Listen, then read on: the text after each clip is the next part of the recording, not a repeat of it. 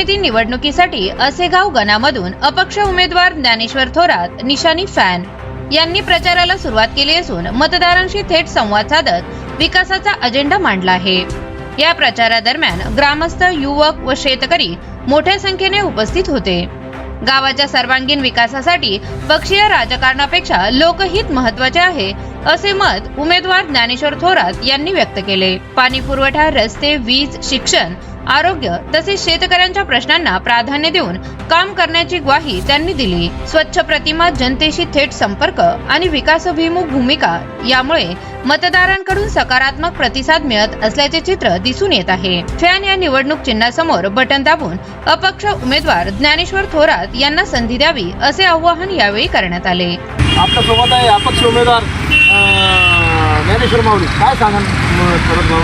तुला खत द्यावं मी राष्ट्रमाता, राजमाता जौ मा साहेबांना वंदन करतो व तसंच आशीर्वाद देतो आणि आता मला खत देत आहे।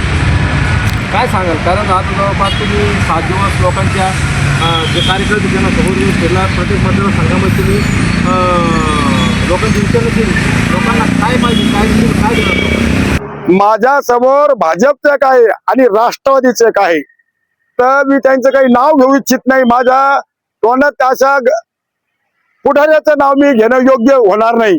तर मी एकच सांगतो, जे हे 2 माझ्या पुढे ठाकलेले आहे उमेदवार, त्यांची फक्त तुम्ही बारीक चौकशी करा। असे नियोजन करून मी त्यांच्यासाठी काय नाही केलं।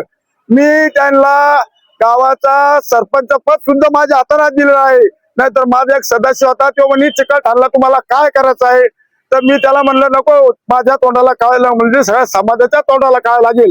मी त्यांच्यासाठी त्यांना घरात सरपंच पद दिलं, त्यांच्यासाठी त्यांना कारखान्याचं डायरेक्टर केलं। आणि आता ताजं उदाहरण देतो मला, मी काही दिवस झाले नाही, मागच्या पंचवार्षिकला मी त्यांच्या भावाचे तंटे सोडून त्यांना भीत घालायची होती भावामध्ये, पण मी त्याच्यातला नाही। मला वाटतं भाऊ एका ठिकाणी राहावं, आम्ही आता असा समझोता करून नारायण भाऊ म्हणून थोरात आहे, त्याच्या मयात मी स्वतः त्यांची समझोता केली आणि त्या माणसाला उमेदवारी दिली आणि त्याला ग्रामपंचायत सदस्य पण केलं। आणि त्यावेळेस तुम्हाला समजा आता वेळ आली तुम्हाला रिंगणात उतरायचं, तर तुम्हाला सपोर्ट करत नाही का? मला सपोर्टच काय, पण मला 2 दिवस झाले, 8 दिवस झाले, तेव्हा शब्द झालता त्यांना, आम्ही फाटीवर बसलो तेव्हा शब्द झालता का बाबा तुम्हीच आमच्या पुढे आहे आज। आणि 4 दिवस नाही होत मुलाखती चूक मध्ये दिली आणि नंतर त्यांनी स्वतःच चूक मध्ये आले। 4 दिवसांना पहिले भावी उमेदवार झाले। मला विश्वास नाही, मी असा बांधील माणूस आहे, मी एकदा ज्या माणसा संग राहिलो त्याचा विश्वासघात करीन असं माझ्या खानदानीत नाही। राजकारणी लोक विश्वासघात काय, मला तुम्हाला एक उदाहरण देतो मी। माझा आता त्याचं नाव नाही घेत, पण तो भाजपचा कार्यकर्ता आहे, त्याच्यासाठी मी ग्रामपंचायत सदस्याचा फॉर्म, माझ्या माया माणसाचा फॉर्म भरला होता। मी त्याच्यासाठी, माझा चुलत भाऊ आहे, त्यांना सांगितलं होतं काका तुम्ही फॉर्म वापस घ्या। तर मी स्वतःच्या माझ्या बायकोचा फॉर्म वापस घेऊन त्याच्यासाठी नाईक समाज माझ्या घरात रात्र भरून ठेवलेला व्यक्ती आहे।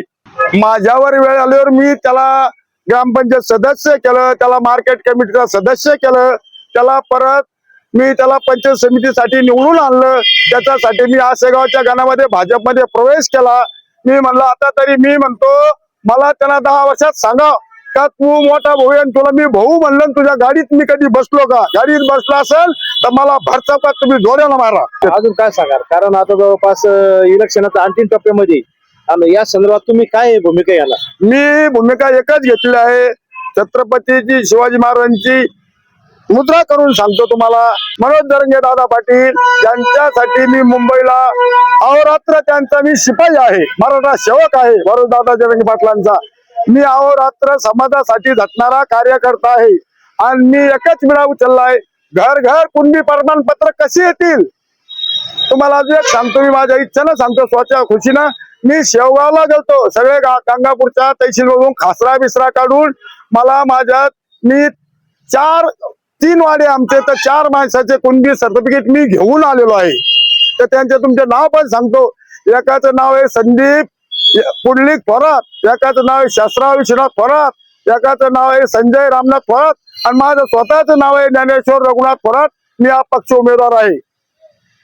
आता आपण अपक्ष उमेदवार आहे, अपक्ष उमेदवार असताना आता आपण भूमिका काय घेणार? मी भूमिका एकच सांगतो, मी सगळ्या समाजाचा आहे। हा गुलाल म्हणजे माझा स्वतःचा वैयक्तिक नाही, हा गुलाल हा सगळ्या समाजाचा आहे.